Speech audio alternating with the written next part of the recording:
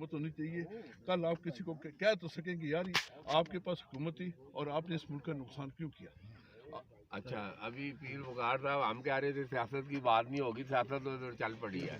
ابھی جو میں نے 3.5 سال میں دیکھا آپ نے 7,200 یہ چکوال کی سیاسی تاریخ کا یہ پہلا موقع. 7,200 یہ ہجوم تھا پی ٹی آئی چکوال میں انڈکٹ کیا ہوا تھا. ثابت جو ہو گیا کہ یہ انڈکٹ کیا ہوا تھا. اس ہجوم کو آپ نے تنظیم کی شکل میں کروڑوں روپیہ آپ نے اپنے پاس سے لگا کے ادھر پی ٹی آئی کو ایک اس کی صدر سیکٹری سارے جتنے یہ گھوڑے یہ آئے ہوئے تھے سارے یہ اسٹرینجر مسافر تو یہ کر کے تو ابھی کوئی افسوس نہیں ہوتا کہ اتنی نیک نیتی سے آپ نے انویسٹمنٹ کی اور یہ سارے جو ہیں پھر بعد میں آج جو حالات پیدا ہوئے ہیں. کبھی شرمندگی ہوئی ہے آپ کو؟ ایک خواہش صاحب بات یہ ہے کہ ایک چیز کا بہت مجھے افسوس ہے کہ انسان کا میں یہ سمجھتا ہوں کہ دنیا میں انسان کی سب سے جو قیمتی چیز ہے وہ ٹائم ہے. میں یہ سمجھتا ہوں کہ جو پولیٹیکل ایکٹیویٹیز میں حصہ لیتا رہا ہوں میں نے اپنا وقت ضائع کیا ہے اور میں نے اس وقت کو مجھے افسوس ہے کہ میں نے کم از کم 7-8 سال جو ضائع کیے ہیں اس کا کوئی فائدہ نہیں ہوا. دیکھیں کہ یہ نظریات کیا ہے.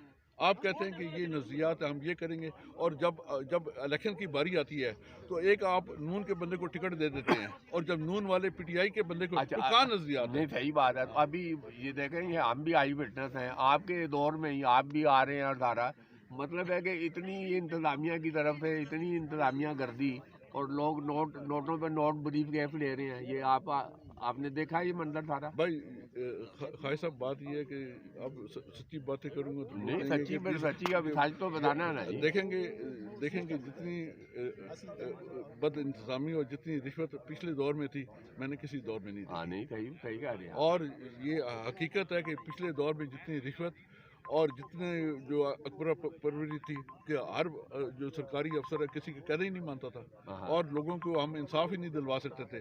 ہماری بات ہی کوئی نہیں سنتا تھا. اور بس تو ابھی پھر آپ کوئی ریٹائرمنٹ یا دیکھیں صورتحال مطلب نہیں سماجی خدمت تو دیکھو نا پیرانے کرولی کا ورثہ ہے. نہیں میں نے تو دل میں تہیہ کیا ہوا ہے کہ جو میں نے کام کرنا ہے اللہ کی خوشنودی سے کرنا ہے. جو میرے پاس آئے گا اس کا کام کروں گا اللہ کی خوشنودی سے کروں گا. کسی کے پاس ووٹ کے لیے نہیں جاؤں گا نہ کسی کو کہوں گا کہ فلاں بندے کو ووٹ دو.